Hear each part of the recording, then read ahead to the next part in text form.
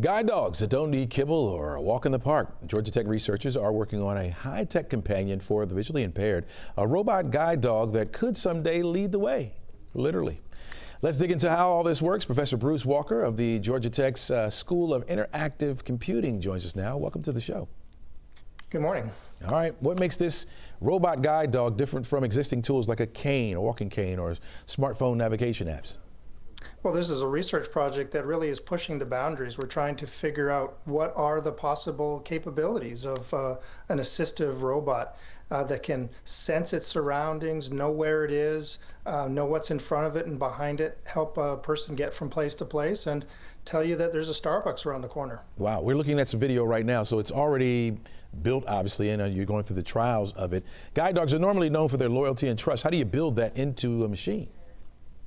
Well, in some ways we don't, and we want this to be seen as a tool. In other ways, we absolutely do. The robot has a virtual agent inside it, so it has it can communicate with the person, and the way we design that communication can cause the person to feel more or less trust. We want it to sound and be authoritative, know where it is, and listen to the owner, ask where it should be going. So it's a partnership between the person and the robot. Yeah, we understand you talked to people who are blind or visually impaired when you were designing this, and what did they have to say about a robotic guide? Well, just like you'd expect, some are all on board and some are happy to have their existing dog or cane. So for those who might be interested in this kind of technology, we ask them all the deep questions. What should it sound like? What should it look like? What should it feel like? How should it move? We noticed things that the robots that we use for this are manufactured by a third-party company. Mm-hmm. They tend to make a lot of noise. They're very noisy. And the participants, the blind individuals we spoke with said, no, this thing's got to be quiet. So we listened to them very carefully and try to put as many of their suggestions into play in what we design. Wow. Okay. Yeah, it's really good insight right there.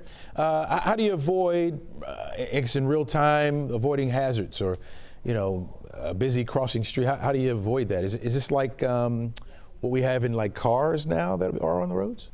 Well, there's two things to think about. First of all, we come at this project under the assumption that the human is still in charge. Just like with an existing dog, a real dog, that is assisting a blind person getting across the street, it's the human that is in charge and the dog is an assistant.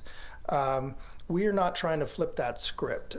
So this is another pair of eyes and ears and radar or LiDAR that can provide information to the user, but the individual is really still the boss.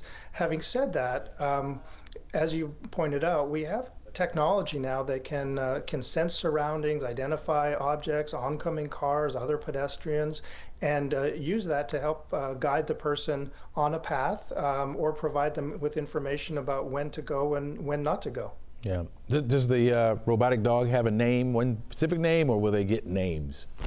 Well, I was a big fan of Astro, but that just shows my age with the Jetsons. But we're not actually building a commercial product. Yeah. We have to recognize this is a research effort, and someone smarter than me would do the marketing to figure out what an eventual product ought to be called. And I got you. We'll go from there. Yep. Professor Bruce Walker, thanks so much for joining us. Really appreciate it.